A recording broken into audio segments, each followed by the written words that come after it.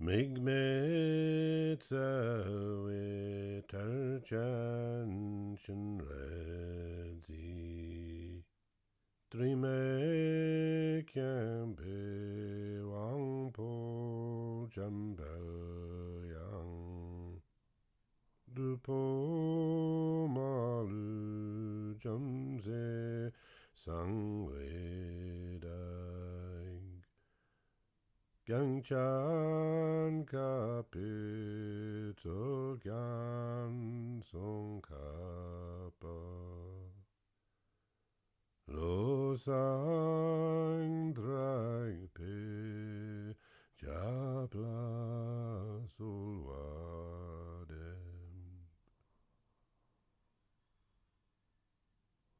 And so we begin session 2 of the Laughing Buddha,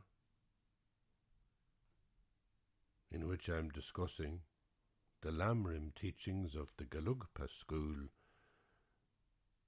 as taught by the Panchen Utral Rinpoche, a distinguished teacher and Lama who lives in West Cavan. I come to this practice not as a teacher but as a storyteller from my own point of view, with views and ideas that are nothing to do with any philosophy. They just come out of my own confused mind. And I share them with you as an act of love. I suppose that's a reasonable way of putting it. I know that we live in a very sophisticated society where, irony and coolness is not necessarily talking about acts of love or doing podcasts as acts of love. But maybe there's something going on in my mind about the word embodiment. It's always what you're doing in your body. It's how your conscious mind is expressing itself through the surface of your body. That's everything. And so, even though I'm in a room on my own on a wintry day in October in 2021, it doesn't matter. I can do this as an act of love, even though I don't know you. It's not like some sort of psychological love. And maybe that's the difference, isn't it? We're trapped in this way of thinking about everything which is psychological.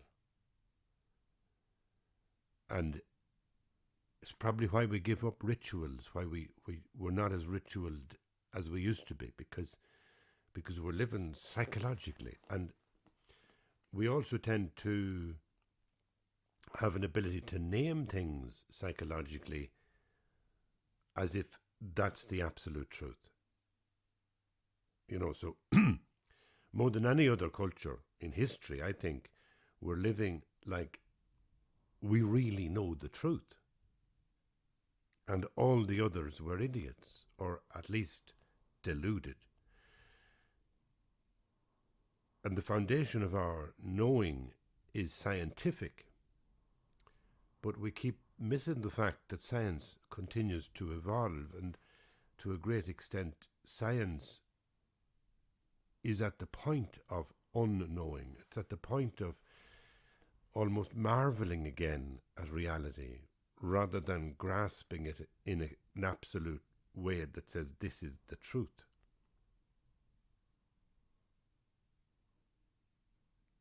But our culture, in Western culture, we're living at this kind of speed level of knowing everything within the psychological cosmos, and anything that doesn't make sense within that cosmos we discard. So like when I say that I'm doing something as an act of love, I'm in a room on my own. I'm only playing with a computer. How could that be an act of love? But but I am embodying the loving one. I am embodying this sense of this is an act of love. If you put a flower out in a vase and you're living on your own, or if you light a candle, you're saying this is an act of love. There's nobody in the room, there's no object, in the sentence. You're not sending the love to somebody directly. You may be, but you can do it simply as a gesture. And if you do it as a gesture, you feel good about it. The way of embodiment is liberating. And the way of ritual is liberating. And to me, I use the word Tai Chi because it is a kind of a Tai Chi. It's a kind of physical form. You're using your body to move through the air in a gesture. And you're consciously saying this gesture expresses love. And again, we come back to the thing, well, sure, there's nobody in the room, this is silly.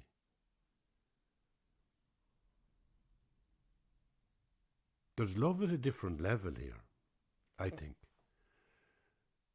It is the sense of me belonging in the cosmos. If I belong in the room, I belong in the cosmos. If I belong in space and time, I belong. And if I belong and I light a candle, I'm worshipping. I'm giving praise. I'm giving gratitude. It's not a psychological feeling that I might discuss with a psychotherapist. It is a creative act. It's a dance. It's an aesthetic ritual that you might experience somebody else doing in a theatre. I am doing this thing now. It is an act of love. And if you can do that with a candle or with a flower when you're on your own, then you can do almost everything in the same way. So I can make the little stew, which I have just done in the kitchen. It's not going to be very impressive. When I'm working alone and I'm only cooking for myself, I tend to be simple to the point of crude. So I would get, let's say, hold on a minute, I would get less than a half a pound of meat, stew and beef. I would get one big leek and 2 onions and 3 little potatoes, and I'd chop them all up and throw them in and stir it about and leave it there now for the next 2 hours. It is crude. But I could do that as an act of love. You see where I'm going? There's a great Christian tradition, Opus Dei. Opus Dei, again, an institution that people don't like because it's very, very conservative. It can be accused of many of the things that conservative institutions in Western culture get accused with, but it's also an idea. It's like your morning offering. That sense of offering everything to God. What's God? We don't know. That which is the ground of being, that which holds up all things in being. God is never anything other than what we don't know. But so you're in time and space, you open your eyes, you wake, you get out of the bed and you say a 2-sentence morning offering. You have dedicated in that second, in that short sentence, everything in your whole day has become tinged with intentionality, with good energy. And if in the middle of the day you do things like recollect yourself and pause and be aware for a minute or a second before you peel the carrots or before you turn on the computer or before you do whatever high-powered job you do in whatever office you live in or work in.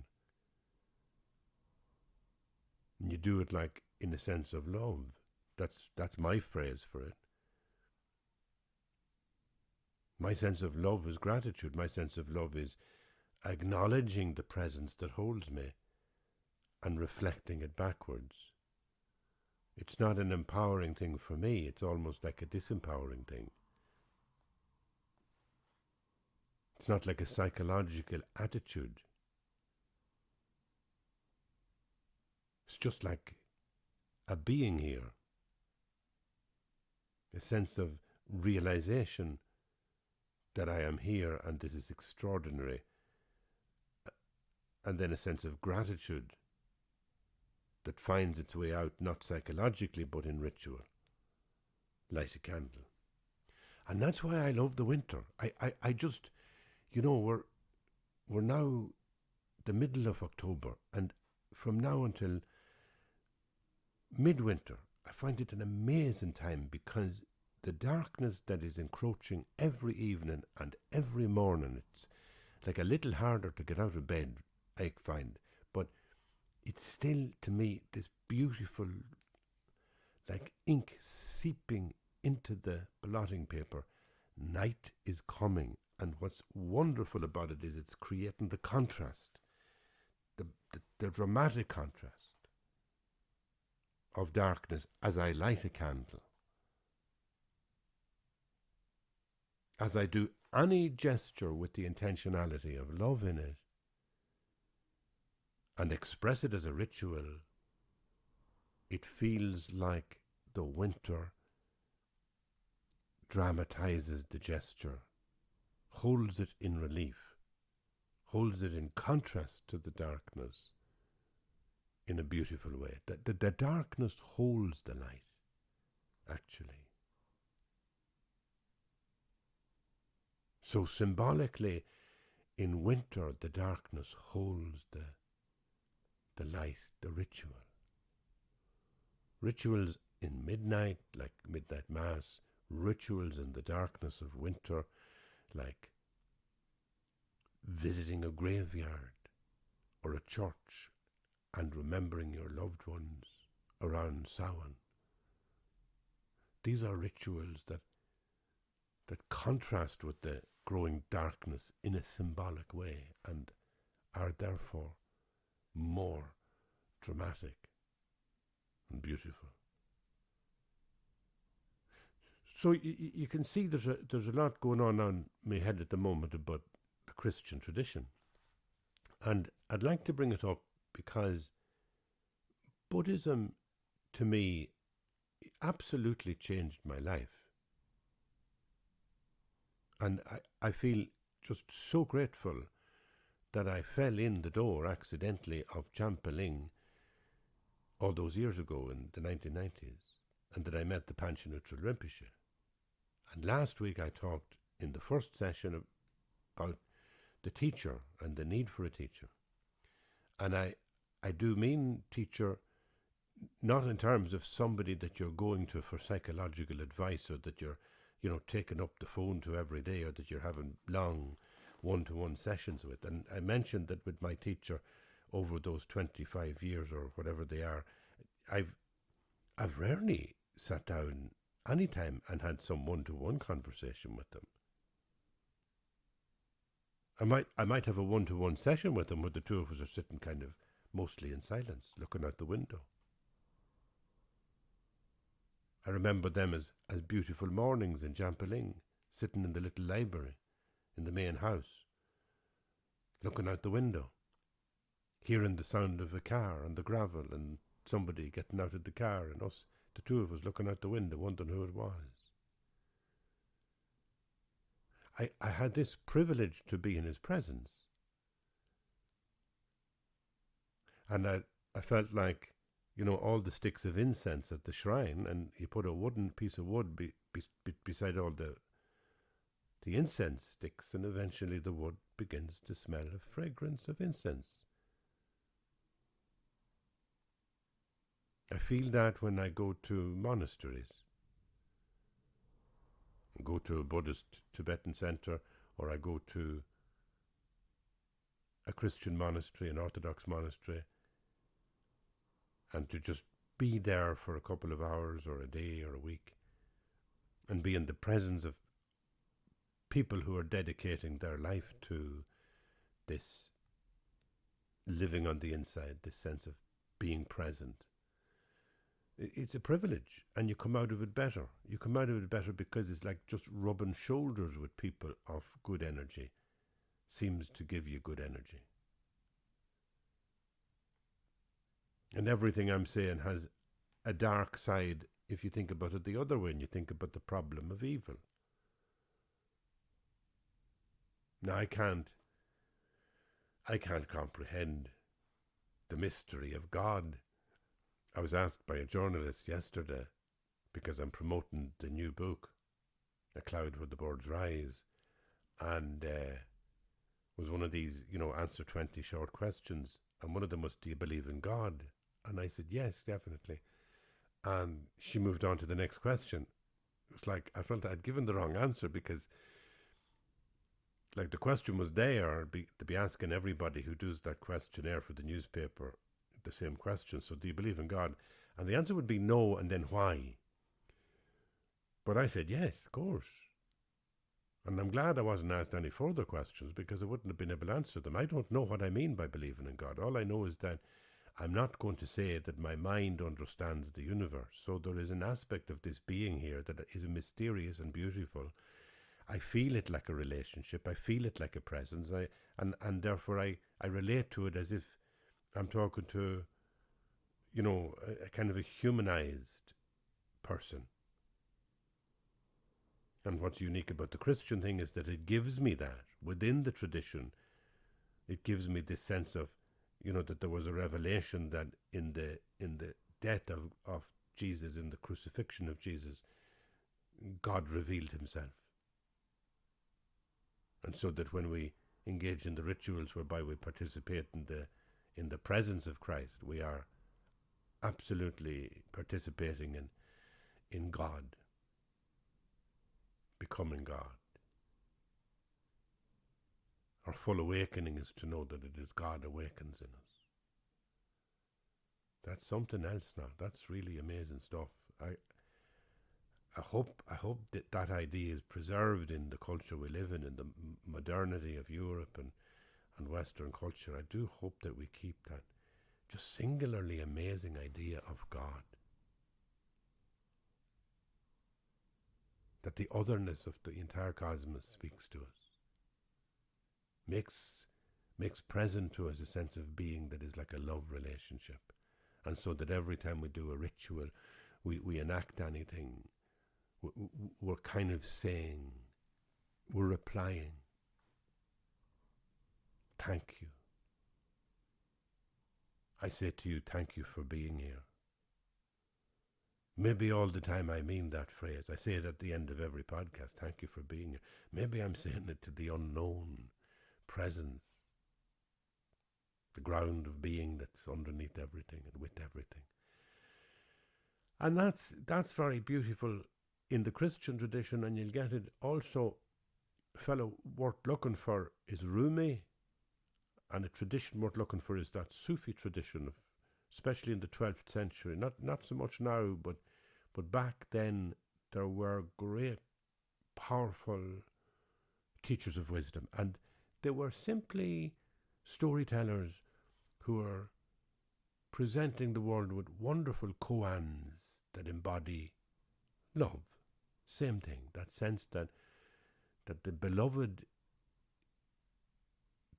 is like God, I suppose, and then manifest in various people you meet along the road. So that's amazing. And if you're listening to this and you're, a devout Christian or happy with your Christian tradition, as I am with mine, don't be worried that I'm trying to present alternative religion to people. I don't think that religion works like that. But I do think that something, for me, Buddhism was transformative in the way that I saw the entire world, including Christianity. So it made me a better Christian. Well, at least it allowed me to see the world even more through Christian eyes in a way that I could feel free in myself, liberated.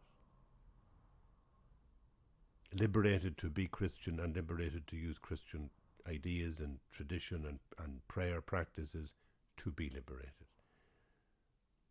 That's what Buddhism did for me. It didn't give me like another religion.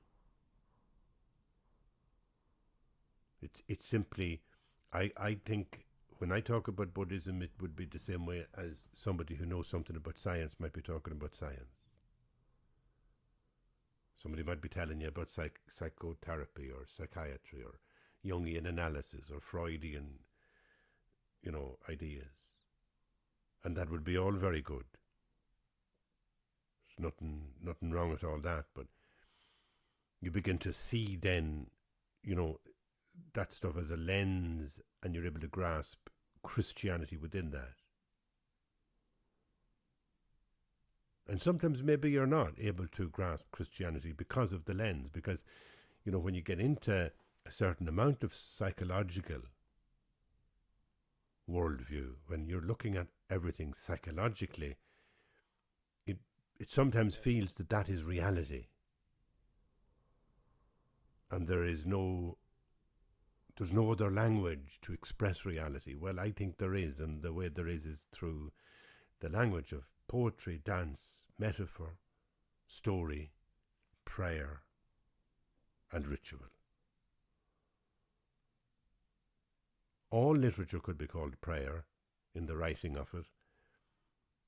All theatre particularly could be called ritual and prayer in the expression of it. So there's a bigger world than just the psychological world. A wider world, and when you get into that wider world, there's no conflict between religions.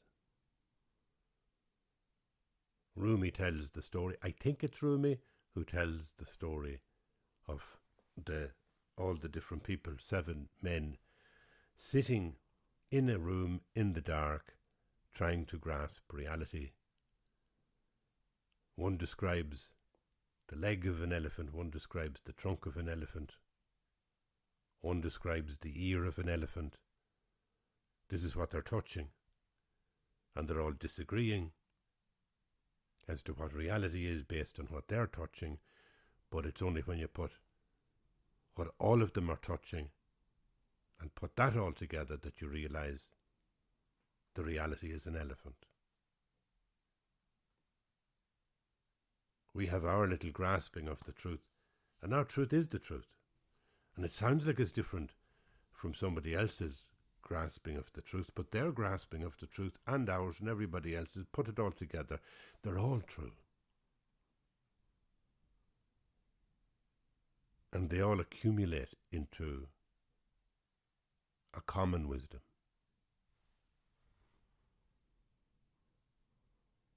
So one of the ways to make these particular podcasts work from a Christian point of view is to remember that when I say you need a teacher, that everybody needs a teacher, some sort of root person. Well, your teacher is Jesus.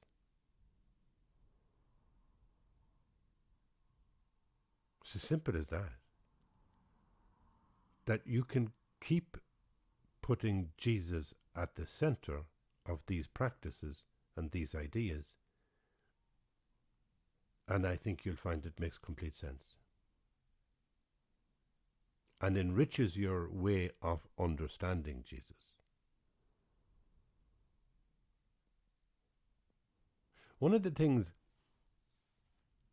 that gets me in a really good way is the idea of Jesus not as somebody who started an institution, started a religion. I think that's something that happened through the extraordinary power and vitality of Saul, Paul of Tarsus, who had this intense experience after being someone going around persecuting Christians, and then he had this encounter, you might say, with Jesus, with Christ. Christ is saying to him, why are you persecuting me? It's interesting, isn't it? It's very modern. There's a kind of a dramatic moment. But he goes on then, and kind of out of him flows so much insight about the crucifixion and the whole story of Jesus that it really begins to take on a life of its own as an institution. And that's fine. But go back just for a moment to Jesus and see Jesus in the tradition that came before him. And there's a lovely book called The Wisdom Jesus by Cynthia Bourgeault. It's a very, very powerful book, I found, about Jesus in the context of the wisdom teachers that came before him. So there was a tradition of wisdom teachers. And wisdom teachers was a particular way of engaging and awakening the ordinary people. And these were teachers, and people would refer to them as teachers. They would say, Rabboni, Rabbi, you're a teacher, you're my teacher.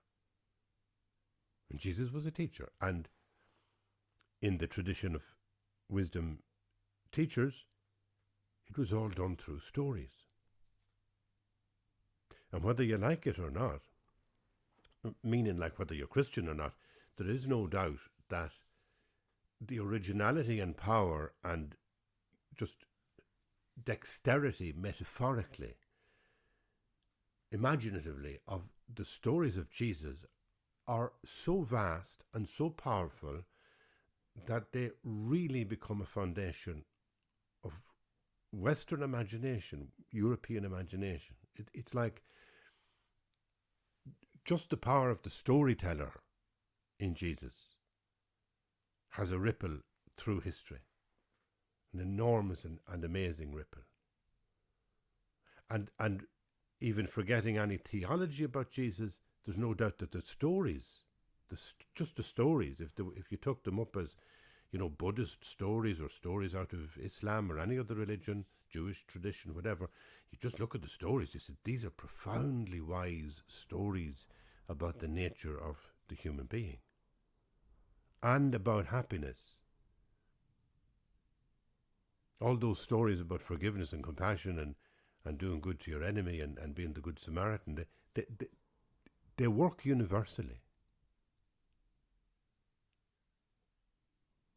So in the wisdom tradition, you've got in Jesus one amazing storyteller and one amazing teacher. And so it's possible to come to these podcasts about Buddha and take your mentor deity with you. Take Jesus in your heart with you. I say that like all the time. I use the phrase mentor deity. The deity character that you see as your mentor, that's the one to talk to. That's the one to take with you. That's the one to put at the center of Buddhism. And that in some sense completes what I was doing last week, which was trying to stress the idea of the teacher. And in this one, I'm saying bring Jesus with you, or let go of your psychological way of viewing the world, or enter into ritual, enter into small practices of dedication that develop in you. I mean, your psychotherapist might say it develops in you an attitude. So doing a ritual every morning that sort of, I'm living this day for others and I feel grateful for being alive. Well, a psychotherapist might say, that's going to develop a good attitude, a good positive attitude. And we use the two words positive and attitude as if we knew what either of them meant, and we don't really know what either of them mean because we don't know the meaning of words. Words cannot even be tied down to meanings. They're like surfboards to get us through the waves. That's what words do.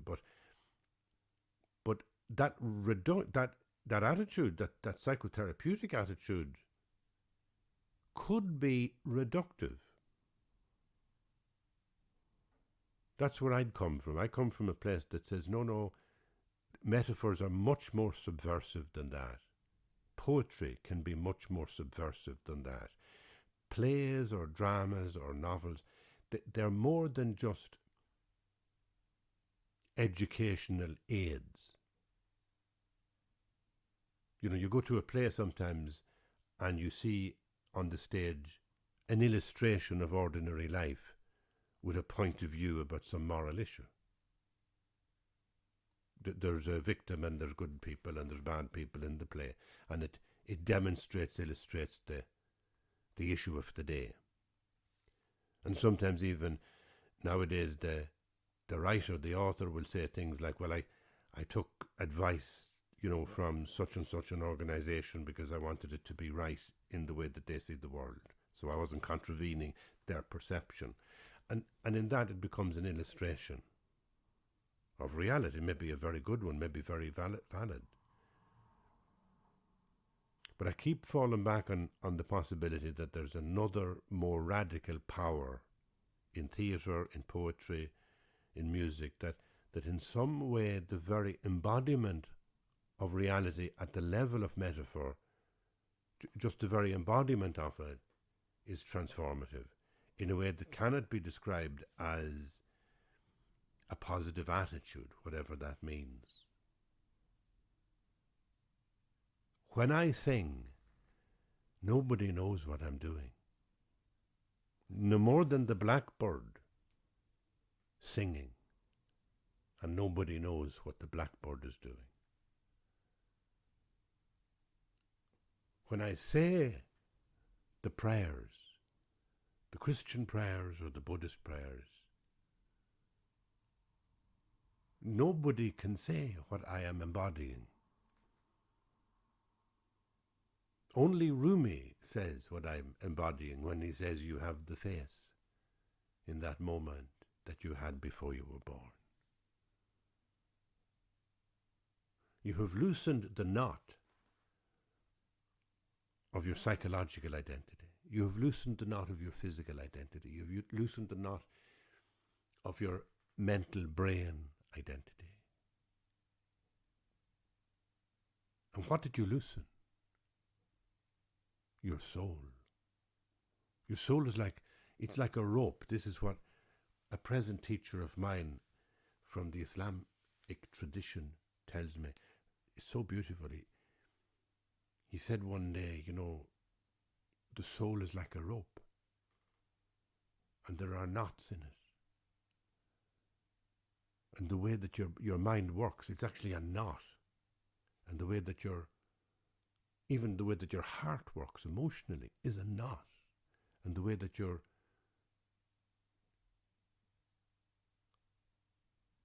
brain, your heart, what else? Your body is a knot. Everything is a knot.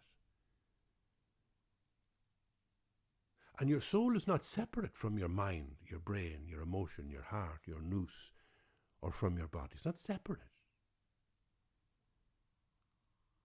But the body is when the soul is kind of knotted. It's knotted into the body. When you unloose, when you let loose the knot, at all those levels, then your soul arises. And that seems to me to be your soul as being present without naming, being present without the hindrance of barriers or boundaries to understanding, even without boundaries to your physical body. That when you unknot all the psychological stuff and you become present in the world, there's a way in which you're more aware of your body, and yet it seems sometimes that it doesn't have the gravity of your, what you might call your gross body. So this gross body, this thing that I'm living in, this is me, right? But part of the unknotting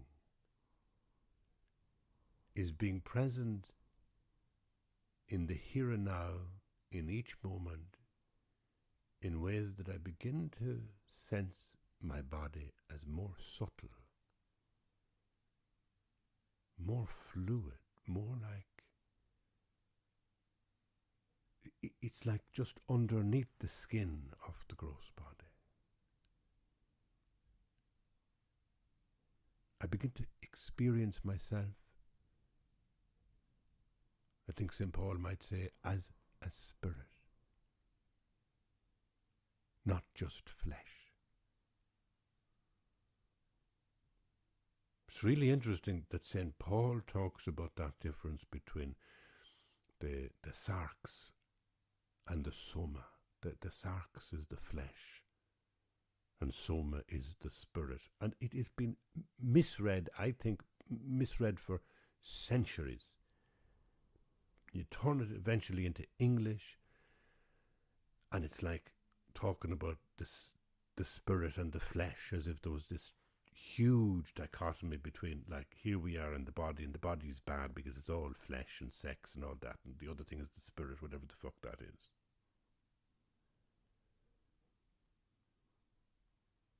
But what he was alluding to is far more graspable and real than we imagine. And it comes with meditation. It comes when you do some mindfulness practice. And you're present in the present moment, and then you begin to be aware of your body, but you also become aware of it in a very subtle way. You feel, it's almost like your mind has gone down into your body and is kind of, your consciousness is in your toes, it's in your shin bone, it's in your knees, it's in your haunches, it's in your gut, it's in your chest, breasts, shoulders, arms, ears, nose, eyes.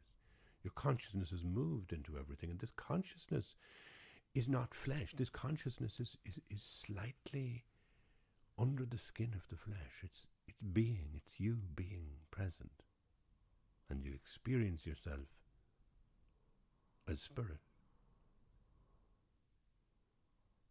not as gross flesh.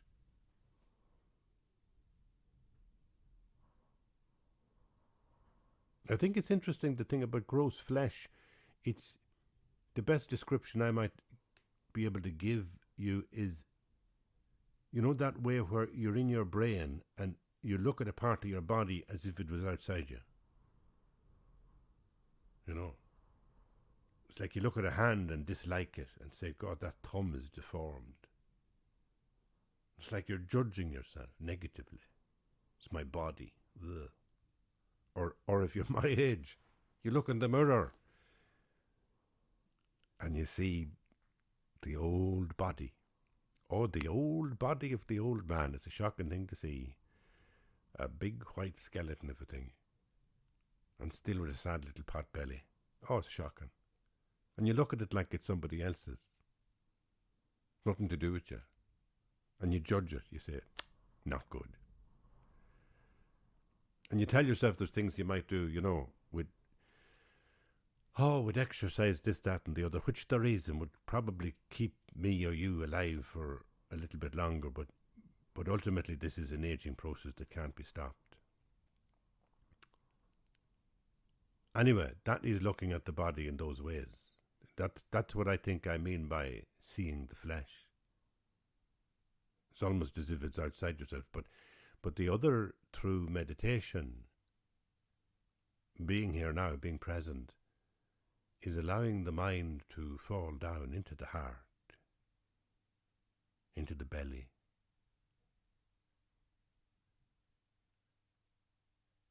into the hips, into the legs, and come to a moment of awareness as a full, complete body.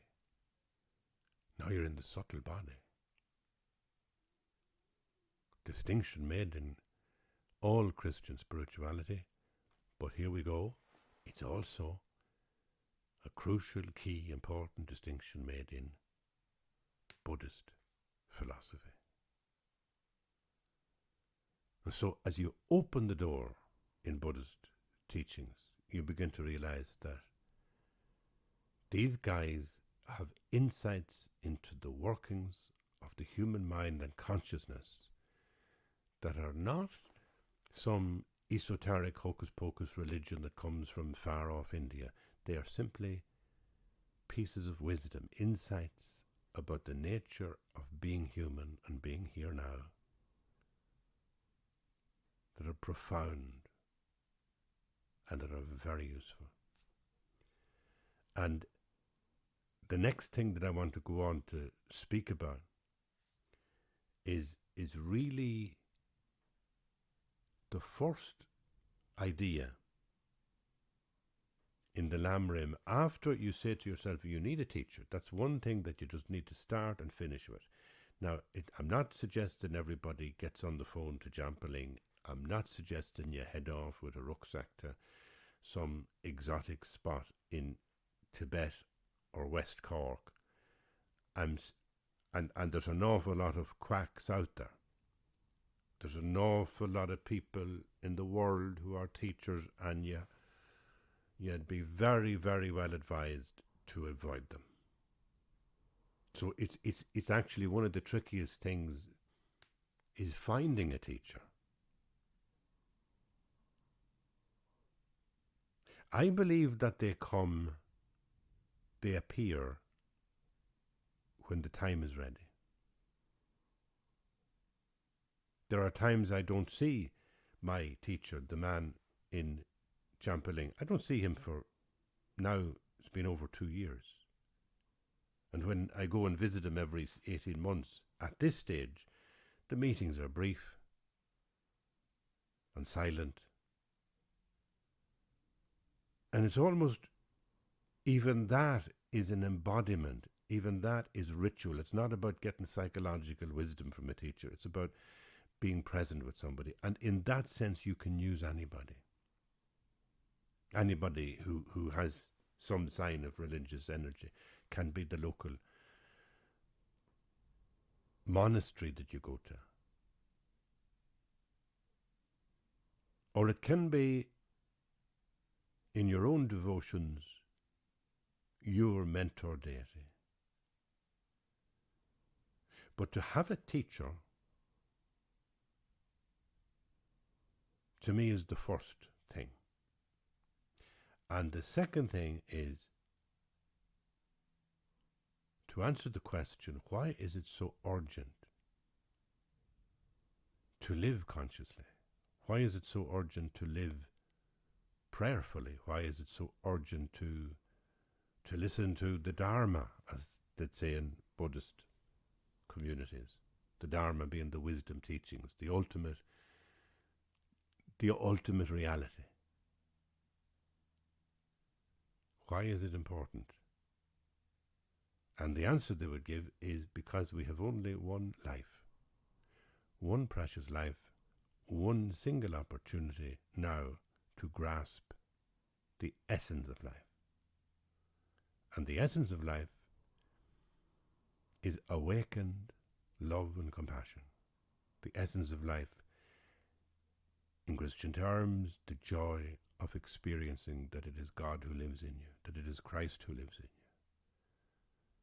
The essence is to know the subtle body at all times, moving about the world with intention, like a fish floating through the water, swimming. The reason for exploring any faith tradition is to grasp the essence of life, happiness, to find happiness, to find peace. Beyond all the uneases of psychological disaffection that we all experience at every minute of the day in relation to other people, in relation to our families, in relation to our anxieties about death and health and life and money, beyond it all, transcending it all, to find some essence of life that might be more deeply liberating, more deeply freeing, in the ground of being, in the awakened mind of love and compassion. That's basically why anybody goes to open the door of a religious space.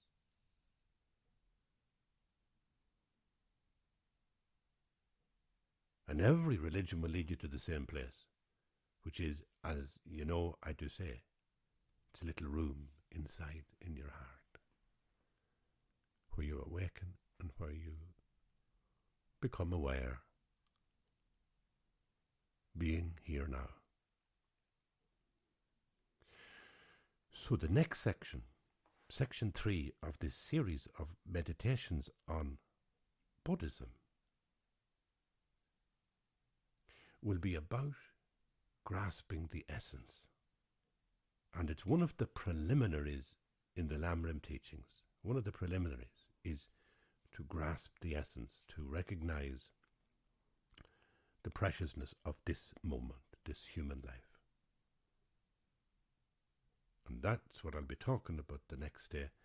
And I'll be using the book called Liberation in the Palm of Your Hand by Pabonka Rinpoche, which is not an accessible book, can be tricky in parts, a strange schematic thing, and yet I have it by my hand for over 20 years because to me it is the architecture of Tibetan Buddhist practice